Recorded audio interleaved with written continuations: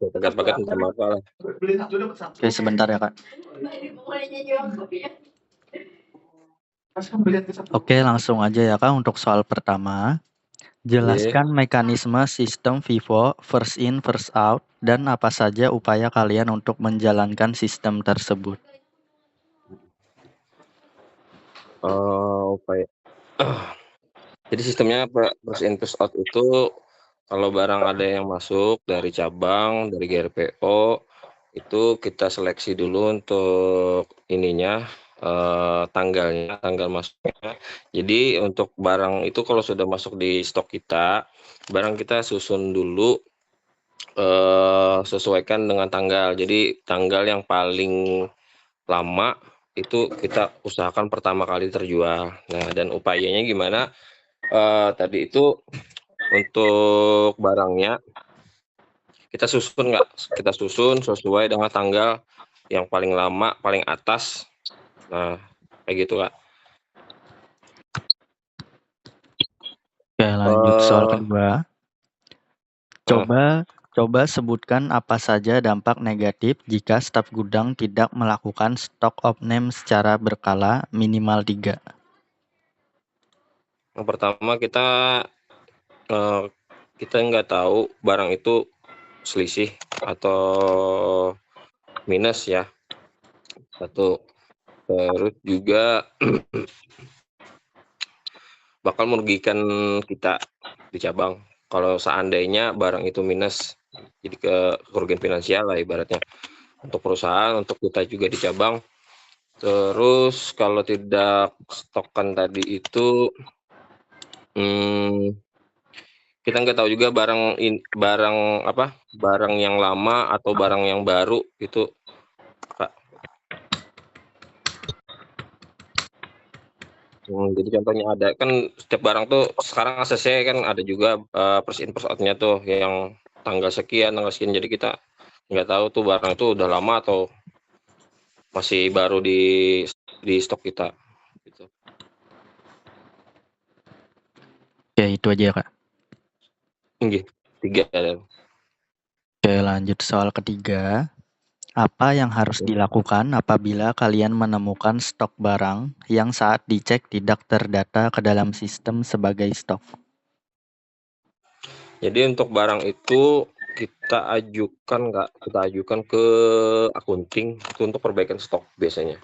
Jadi untuk barang itu kita ajukan dulu ke akunting dengan persetujuan SM juga kalau barang itu nggak ada di stok kita. Nah, kita ajukan kalau udah masuk stok barang itu misalnya sell out ya, terjual, kita inputkan kayak gitu, Kak. Yang penting kita lapor dulu ke tim akunting, ini barangnya nggak ada di stok nih. Tapi misalnya kondisi lagi terjual nih barangnya mau diinput cuman nggak ada di stok. Nah, kayak gitu, Kak. Oke, itu aja ya, Kak. Oh, sorry, satu lagi. Lapor sama MP juga, Pak. MP-nya harus tahu juga, MP yang bersangkutan, contoh kayak aksesoris misalnya siapa MP-nya, anggaplah anti gores sama Mbak Nisa misalnya. Kita kasih keterangan bahwa ini barangnya nggak masuk stok tempat kita, kayak gitu. Oke, lanjut soal keempat. Mengapa barang chipping harus dikeluarkan terlebih dahulu pada saat ada customer yang ingin membeli barang tersebut? Karena barang chipping itu barang yang sudah aktif sell out-nya oleh brand, Kak. Jadi harus kita jual terlebih dahulu supaya tidak mengganggu stok yang lain, Kak. Nah, karena kalau misalnya kita jual stok yang fresh itu barang FIFO-nya nanti bakal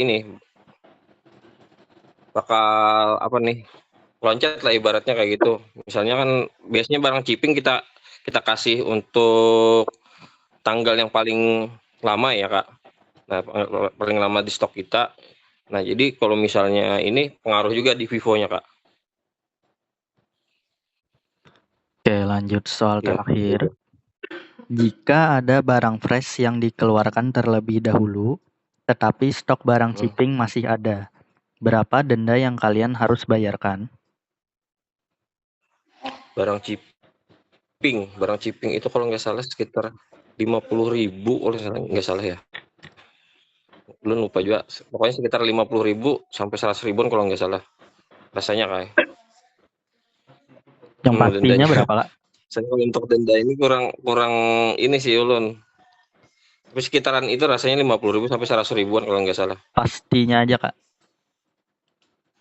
Pasti. Berapa ya? 100 deh. Ya udah. Rasanya sih itu Mbak Kai. Untuk barang chipping. Karena itu barang prioritas lah. Harus kita keluarkan. Oke, jadi tesnya sudah selesai ya, Kak. Tapi ada sedikit yang perlu ditambahkan. Untuk soal pertama, Siap. jelaskan mekanisme sistem FIFO first in first out dan apa saja upaya kalian untuk menjalankan sistem tersebut. Tadi untuk jawaban kakaknya sudah benar aja.